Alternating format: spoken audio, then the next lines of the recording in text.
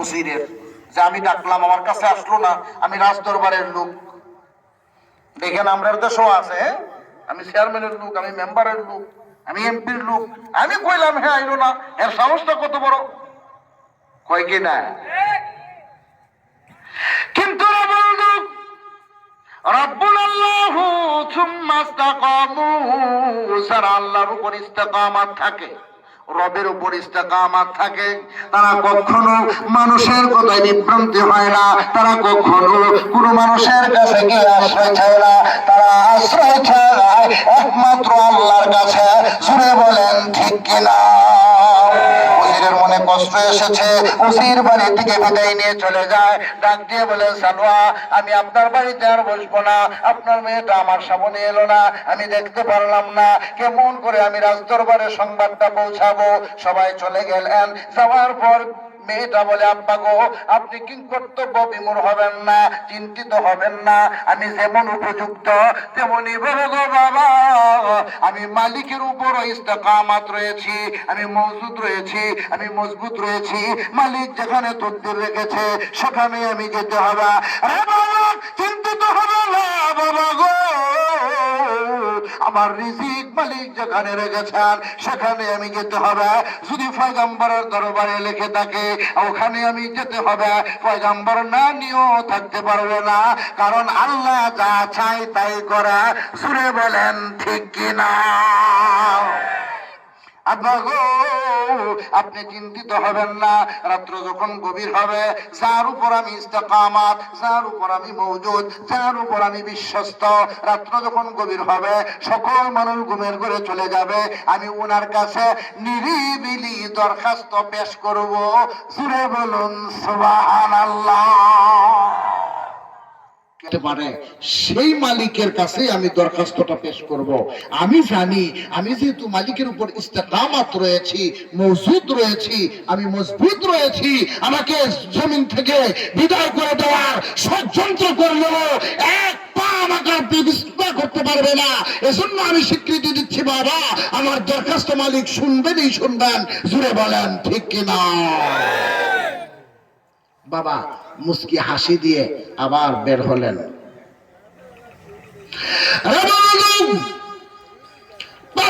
খোঁজাখুঁজি করতে করতে একদিন, 2 দিন, 1 মাস, 2 মাস, 3 মাস, এমন করে চলে গেল 6 মাস।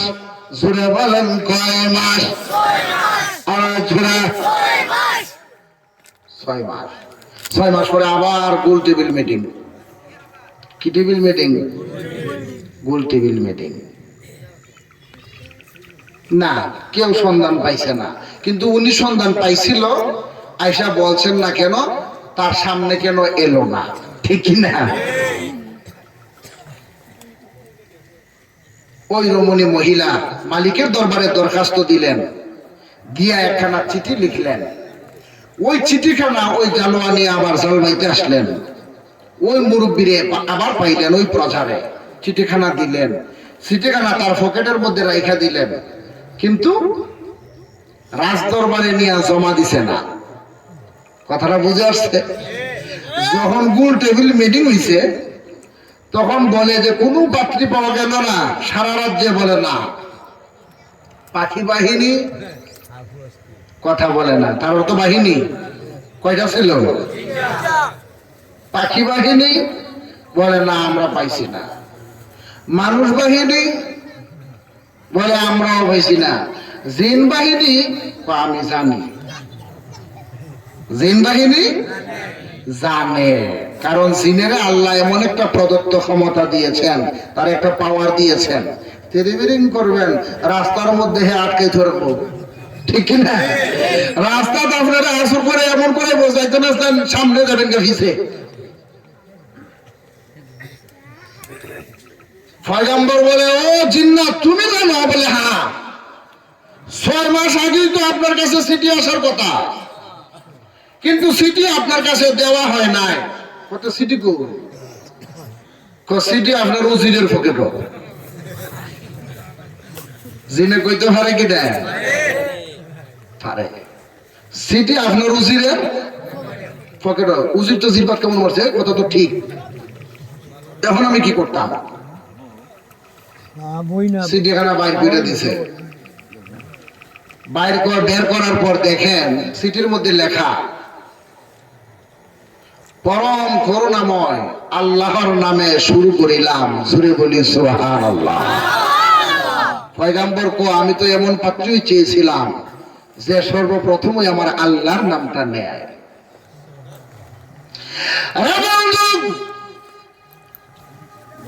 সমাচার লিখলেন পয়গম্বর, আমি একজন গরিব মানুষ, আমার বাবা ঝালোয়া, জাল ভাই মাছ মারে।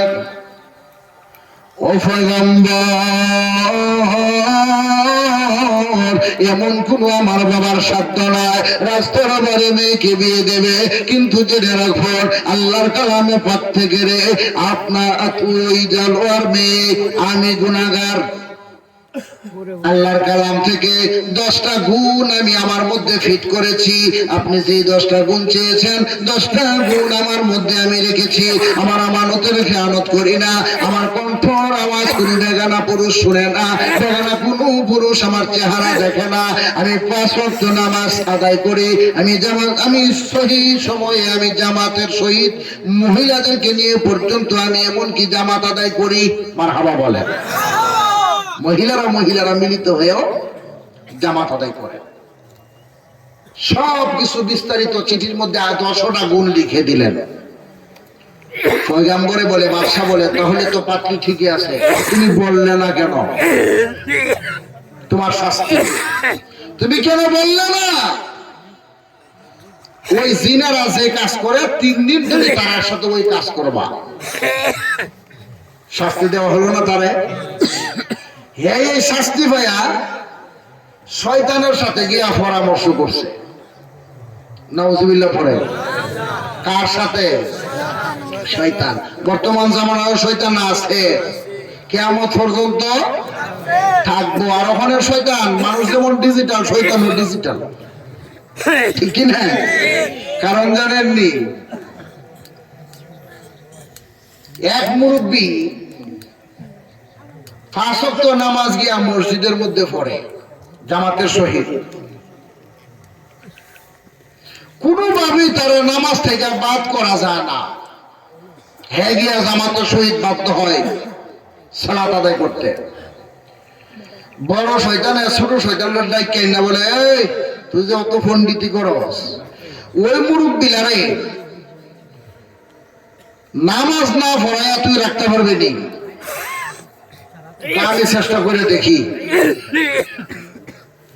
যদি চেষ্টা করে তুমি দেখো তাহলে যাও, তোমার দায়িত্ব দিলাম, তুমি তার নামাজ থেকে ফিরাও। নাউজুবিল্লাহ পড়েন। তো শয়তানের কাজ হইতো এগুলো, ঠিক কি না? এমন তুফান আইছে, ঝড়, আর ওই ছোট শয়তানে জুব্বা টুব্বা ফিন্দা গিয়া মুরব্বীর সামনে দাঁড়াইছে, দাদা তুফান আইসা পড়ছে, মসজিদে তো যাওয়া যাবে না, আজানও হয়ে গেছে, আমরা বাড়িতে নামাজটা পড়ে লাই। মুরব্বী কো, না না, বাড়িতে নামাজ পড়বো কেমনে, জামাত পড়তে হইব গিয়া মসজিদ। কত তুফান, কোন সুরে দেয় মুগা, কষ্ট করে গেলে সব বেশি, সুবহানাল্লাহ নাই। কোন ভাবি যখন মানে না, কত দাদা এক কাম করো, তুমি আমার কান ধুইতে যাওয়া, কইতে যাওয়া, কান ধুইতে যাওয়া। বড় শয়তানে ফাটাইছিল কি, তারা কান্দ করে মসজিদও নিত না, মসজিদে যাওয়া ফিরাইতো। হ্যাঁ, যখন দেখে হ্যাঁ কান্দ করে নেয়, বেলা গুসা হইব না, তারা আদর করবো, ছেড়বো না। এখন বলে দেখলে তোরা কুসলাম কি আর করলে কি?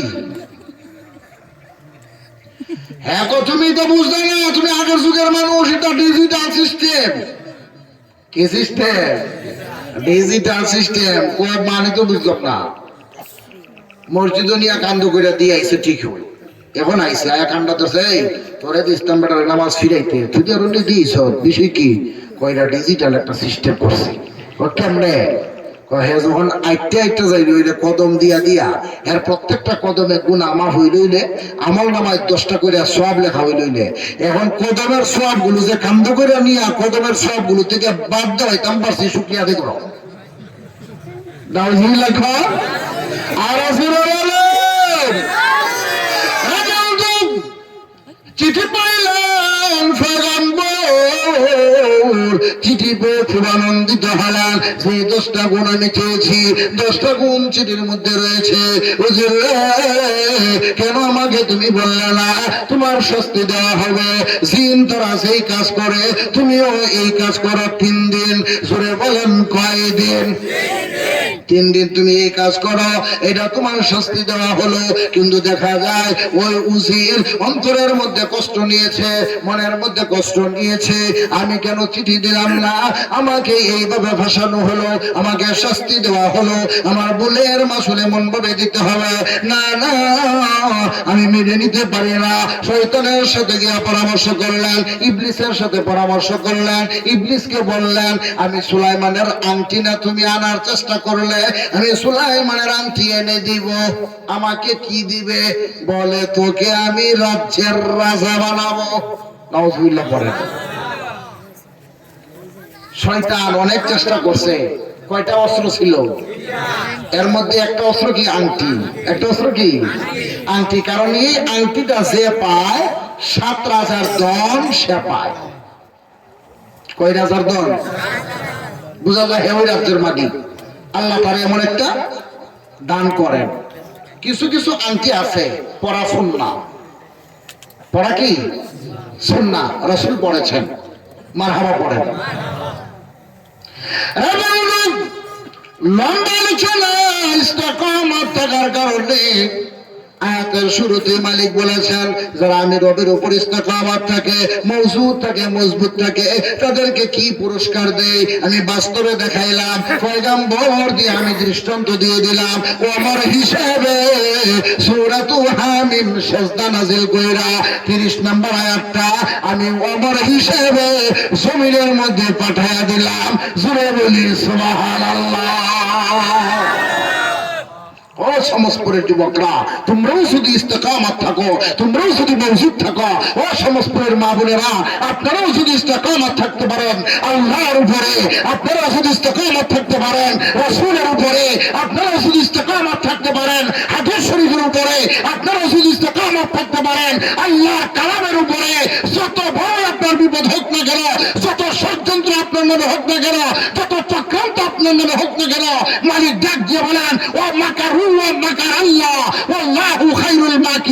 তারা কৌশল করেছিল, ষড়যন্ত্র করেছিল, চক্রান্ত করেছিল।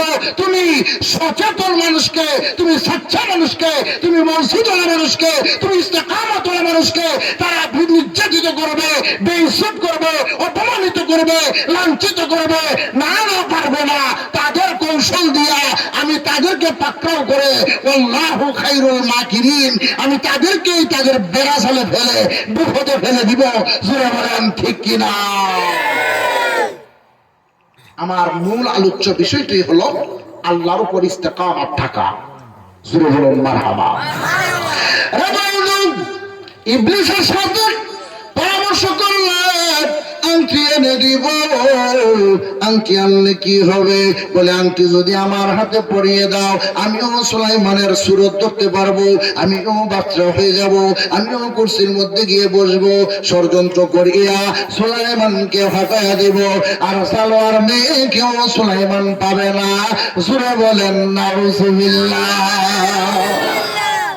অসুবিধা হয়েছে? কথা বুঝা যায়? দেখেন আবার না বুঝছি আবার কইেন না যে বুঝছি। একটু কথা মনে হয়েছে কইতাম নি। একবার নতুন বিয়া করাইয়া আল্লাহ মানুষ দিয়ে এখনো আসেই দেখা যায়। মারহাবা বলেন। এখনো দেখা যায় আসে। আমি আরো শেষ দিলে তো আসলাম চলতো। আল্লাহ কবুল করুক, আমিন কর। একবার এক ব্যক্তি উনার ছেলেরে নতুন বিয়া করেছে। আগেকার যুগের মহিলারা দেখবেন রাত্রের বেলা জুটা পানি বাহিরে ফেলতে দেয় না, জমায়া রাখতো, সকালে নিয়ে ফেলাইতো, ঠিক কিনা? আর বর্তমান জামানায় সাথে সাথে বেসিং আছে, নিয়ে ওই শেষ, ঠিক কিনা? রাখলে কোনো এটা বাইরে শুইব, এটা করোনা হইব, ঠিক নেই? কিন্তু আগেকার যুগের মহিলারা ফালাইতো না। তো নতুন তো বিয়া করাইছে, শাশুড়ি আম্মা বলতেছে বৌমা, বৌমা কর জি আম্মা, এক কাজ করো, রাত্রের বেলা যে জুতা পানিগুলো বাইরে ফেলো না, জমায়া রাখো, সকালে ফেলাইবা। জি আচ্ছা আম্মা। শোনো বৌমা, সকালে যে ফেলাইবা মানুষ ছায়া ফেলাইও। কি ছায়া ফেলাইতো? এর মানে কি মানুষের উপরে, যাতে মানুষের উপরে না পড়ে ছাইয়া ফেলাইতো। কিন্তু বৌমা বুঝছে উল্টা, কিন্তু কইছে ঠিক হই দিও আচ্ছা, কিন্তু বুঝছে উল্টা। সকালবেলা হয়েছে, নতুন বউ তো, আর জুটা পানির বোল নিয়ে খাড়াই দিছে, মানুষও আয় না, ভিডিও হারায় না।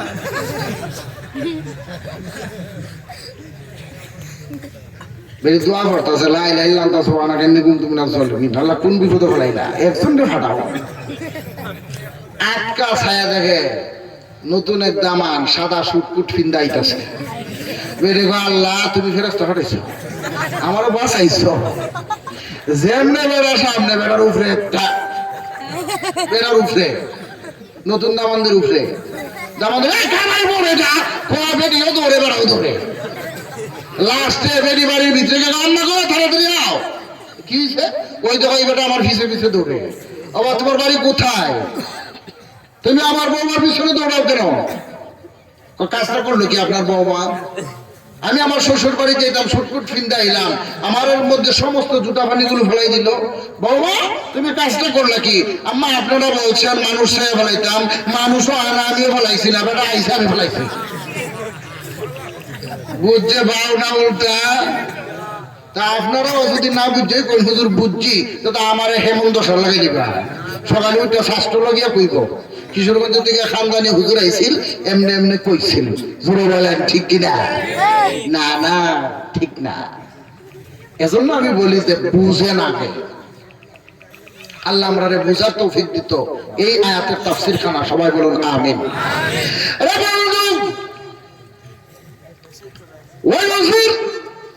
ইবলিসের সাথে মুলাকাত করলেন, ষড়যন্ত্র করলেন, চক্রান্ত করলেন, পয়গম্বর সুলাইমানের আংটি চুরি করে আনবেন, ইবলিস রাজ্যের রাজত্ব দিবেন, আর মূল রাজা বানাবেন ইউসুফকে। জোরে বলুন নাউজুবিল্লাহ। কিন্তু জালোয়ার মেয়ে গরিব মানুষ, রাত্র যখন গভীর হয় সকল মানুষ ঘুমের ঘরে চলে যায়, আল্লাহর বান্দি ঘুমায় না, কালামে পাক তেলাওয়াতে মশগুল হয়ে যায়, জিকিরের মধ্যে মশগুল হয়ে যায়, কোনো বেগানা পুরুষ শুনতে পায় না, দুরূদ শরীফে মশগুল হয়ে যায়, বেগানা পুরুষ শুনতে পায় না, তাসবিহ তাহলিলে মশগুল হয়ে যায়, বেগানা পুরুষ শুনতে পায় না, বাহিরে যায় না, যদিও যায় বেগানা কোনো পুরুষ তাকে দেখতে পায় না। আমার আল্লাহ এমন পছন্দ করেছে, পছন্দ করিয়া ওই মহিলাকে আমার আল্লাহ কবুল করে নিলেন। জুড়ে বলুন মারহাবা। উচিত আংটি চুরি করে এনে দিবেন কার হাতে? মাশাআল্লাহ, আপনারা ওয়াজে মনোযোগ দিচ্ছেন। বেশি ঠান্ডা পড়ে গেছে গা, ও শেষ করে দেই না, বেশি ঠান্ডা হয়ে গেছে। কিন্তু এখন কুয়াশা আসতেছে, দেখছেন না? চলতে থাকতো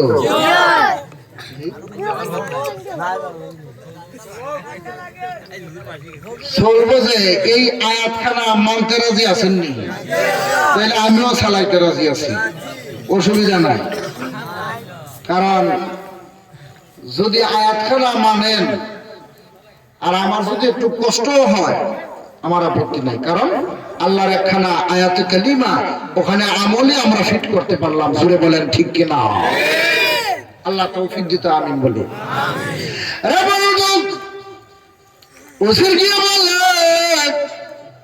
রাজা মশাই, ও পয়গম্বর, আমি তো আপনার গেটের দারোয়ান বলে হ্যাঁ, বাথরুমেরও দারোয়ান বলে হ্যাঁ, কিন্তু জেনে রাখুন আপনি যখন গো বাথরুমে যান আংটিটা করে রেখা যান। বাথরুমে যখন যাইতেন আংটিটা করে রেখা যাইতেন। এটা দাউদ পয়গম্বরের ওসিয়ত ছিল। বাবা সুলাইমান, তুমি যখন বাথরুমে যাবে তখন আংটিটা খুলে রেখে যাবে। কারণ এই আংটিটা না পাক জায়গায় নেওয়া যায় না। কহা রেখে যায়, তাহলে কাজ করেন ওই আংটিটা আমি যেহেতু গড়ের দারোয়ান, তো গড়ের ভিতরে না রেখে আমার হাতেই রেখে যায়, কোনো অসুবিধা নাই, থাকবো। এর মানে হইল অমাকারু অমাকার আল্লাহ, হের ষড়যন্ত্রের মধ্যে আছে, চক্রান্তের মধ্যে আছে। আংটিটা হের হাতে দিত আর হের ইবলিসের হাতে দিত। নাউজুবিল্লাহ পড়ে।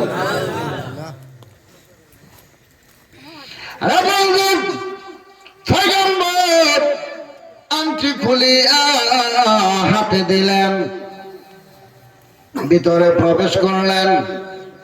আল্লাহুম্মা ইন্নী আউযু বিকা মিনাল খুবুসি ওয়াল খাবাইস। দোয়া করেননি? কোন সময় দোয়া করার টাইমই নাই।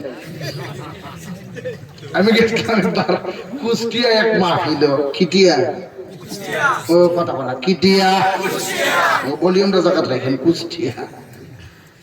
তো রেল লাইনের এলো, আমি ভাবছি যেহেতু আজান দিলাইছে, তা আমি একটু কুচু টুচু করে ফ্রেশ হয়েছি। এখন বাথরুমের ভিতর থেকে একজনে ডাকে, আমি তো টেনশন করে গেছি, বিদেশি মানুষ চিনি না বিধি না, বাথরুমের ভিতর থেকে ডাকে কেন রে? অনেক লোক এখানে বসা। তা আমি উনাদেরকে বলতেছি, ভাই দেখেন তো বাথরুমের ভিতর থেকে কে ডাকে? একজনে উঠতে কো, ও এরা তো স্বামী স্ত্রী আসছিল, তো বেটার বিবি তো ওইদিকে গেছে,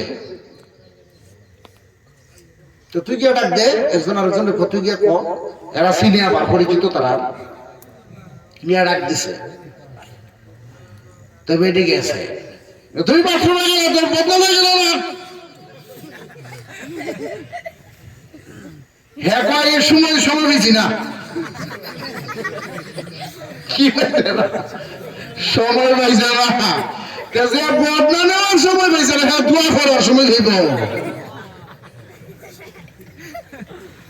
তবে আমরা মুসলমান, আমরা যেন খাবার শুরুতে, খাবারের শেষে, পানি পানের সময়, ঘুমানোর সময়, বাথরুমের প্রবেশের সময়, বের হওয়ার সময়, মসজিদে প্রবেশের সময়, মসজিদ থেকে বের হওয়ার সময়, ওই দোয়াগুলো আমরা শিক্ষা যেন করতে পারি। আল্লাহ তৌফিক দিত, আমিন বলে। শেষ পর্যন্ত বাইরে আমার বন্ধুরা, প্রচন্ড ঠান্ডা পড়তেছে, আমি সামনে পারবো না, তো আংটিটা নিয়ে ইবলিসের হাতে দিলেন। সে পাইলেন, পাওয়ার পর দেখা যায় হে সুরতও ধারণ করে ফেললেন। নাউজুবিল্লাহ পড়েন। সুরত ধারণ করে কুরসির মধ্যে বসে গেলেন। বসিয়ে অনুমতি রায় দিতে চাই, প্রজারা শুনো, আমার সুরত ধরে কেউ আইসা বলতে পারে যে আমি সুলাইমান, নাউজুবিল্লাহ পড়েন, তোমরা কিন্তু তারে মান্য না। রাজা যেটা রায় দেয়, পয়গম্বর যেটা রায় দেয়, বাদশাহ যেটা রায় দেয়, আমরা তো সেটাই মানবো। কারণ পয়গম্বরগণ আল্লাহর উপর ইস্তেকামত থাকে, আর পয়গম্বরদের উম্মতগণ তাদের উপর ইস্তেকামত থাকে। তারা যারা বলে সেই কথা বলে, এটা মেনে নেই। জুড়ে বলেন ঠিক কিনা? রে বন্ধু, শেষ পর্যন্ত জেনে রাখো, এমন এক পর্যায়ে চলে গেল রে, ইবলিস আংটি নিয়ে দৌড় দিতে বাধ্য হলেন, ইবলিসও ভাগতে বাধ্য হলেন, ইবলিসও পলাতক হতে বাধ্য হলেন। ইতিমধ্যে দেখা যায় ওই ইবলিস সেই নদীর মধ্যে জবা মাছ মারে, ওই নদীর মধ্যে আংটিটা ফেলে দিলেন। আর ওই সালোয়ার সালের মধ্যে একটি মাছ উঠলো, বোয়াল মাছ। ওই বোয়াল মাছে ওই আংটিটা খেয়ে ফেললেন। কিন্তু দেখা যায় সব দিন জালুয়া মাছটা বিক্রি করে দেয়, আজকের মাছটা জালুয়া বিক্রি করে না। বাড়ির মধ্যে নিয়ে গেলেন, মেয়ে যখন মাছ কাটতে গেলেন, মাছের ভিতরে আংটি পেলেন। বুঝে থাকলে বলেন, এই আংটিটা কার হাতে ছিল? সিটি এই মেয়েটা কার কাছে দিল? গভীর রজনীতে দরখাস্ত ইস্তেকামত থাকিয়া মহিলা কার জন্য দরখাস্ত করেছিল? পয়গম্বরের লিগা। সিটিও দিয়েছিল পয়গম্বরের লিগা, আংটিটাও ছিল পয়গম্বরের। নীল ষড়যন্ত্র করে, চক্রান্ত করে উজির আর ইবলিস ভয়ে ভালাই দিল নদীতে। ওই মেয়ের বাবা মাছ মারে, ওই মাছে আংটি রেখাই দিল, ওই মাছ বিবির বাবার জালে উঠলো, ওই মাছ মেয়ের কাছে গেল, মেয়ে মাছ কাটতে গিয়ে আংটি পাইলো। এখন দেখা যায় নিজে রানী, জুড়ে কম সুবহানাল্লাহ। এর মা কারণটা কি বাবা? ইস্তেকামত থেকেছেন। এজন্য আল্লাহ বলেন ইন্নাল্লাযীনা ক্বালু রাব্বুনাল্লাহু সুম্মা ইসতাকামু তাতানাজ্জালু আলাইহিমুল মালাইকাতু আল্লা তাখাফু ওয়া লা তাহজানু ওয়া আবশিরু বিল জান্নাতিল্লাতী কুনতুম তুআদুন। দুনিয়ার মধ্যে তো তারা এমন সুসংবাদ পাবে, অবশেষে গিয়ে তারা জান্নাত নসিব হয়ে যাবে। আমরা সমস্পুরবাসী যেন আমরা এই আয়াতের তাফসীরখানা শুনে মালিকের উপর ইস্তেকামত থাকতে পারি, রাসূলের দুরূদের উপর ইস্তেকামত থাকতে পারি, আউলিয়া কেরামের পথের উপর ইস্তেকামত থাকতে পারি, মাতা পিতার বাধ্যগত সন্তান হওয়ার জন্য ইস্তেকামত থাকতে পারি, মুরব্বিদের গুরুজন যারা আছে ওনাদের আদর্শ মেনে আমরা জীবন পরিচালনা করতে পারি, কোরআন হাদিস মোতাবেক জীবন পরিচালনা করে কবরের সাথী হতে পারি, সেই তৌফিক আল্লাহ দান করেন। সবাই বলেন আমিন। আর রাসূল বলেন আমিন। আখির দাওয়ানা আনিল হামদুলিল্লাহি রাব্বিল আলামিন।